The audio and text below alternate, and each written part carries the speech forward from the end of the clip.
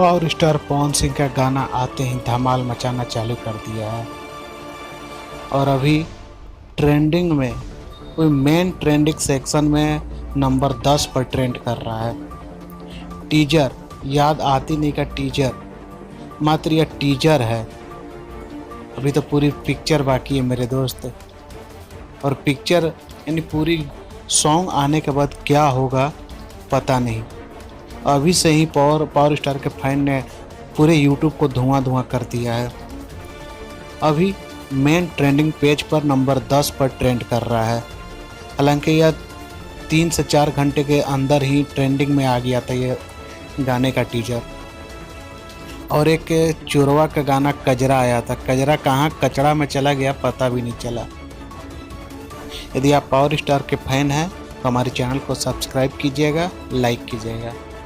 धन्यवाद।